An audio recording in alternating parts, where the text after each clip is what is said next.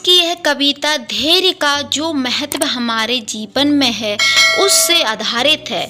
हम सभी के जीवन में अनेकों समस्याएं आती हैं। कुछ ऐसे पल आते हैं जब लगता है कि ये पल, ये समय कभी खत्म होगा भी या नहीं, लेकिन एक दिन वो पल बीत जाता है, समय बीत जाता है, केवल यादें रह जाती हैं। समस्याएं आती हैं, हमें झकझोर देती हैं, पूरी तरह से तोड़ देने की कोशिश करती हैं।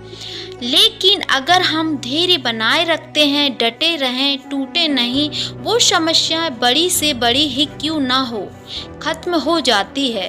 कुछ इसी तरह के भावों के साथ एक कवि ने यह कविता लिखी थी।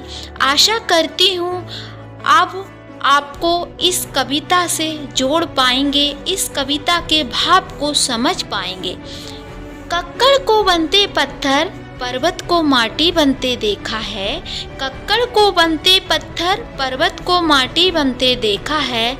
नामुमकिन को होते संभव, अमृत को नश्वर बनते देखा है। नामुमकिन को होते संभव, अमृत को नश्वर बनते देखा है। वस्त्र को फिर से होते निर्मित, वस्त्र को फिर से होते निर्मित, टूटे को उठते देखा है।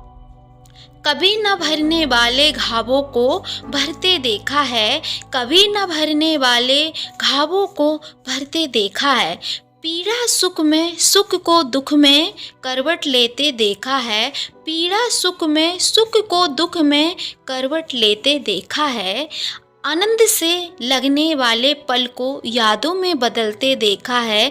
आनंद से लगने वाले पल को यादों में बदलते देखा है। बन जाता है आज अतीत, कल को वर्तमान में देखा है। बन जाता है आज अतीत, कल को वर्तमान में देखा है। मैं काल चक्र हूँ जीवन का, मैंने दौड़ गुजरते देखा है। मैं काल चक्र हूँ जीवन का, मैंने दौड़ गुजरते देखा है।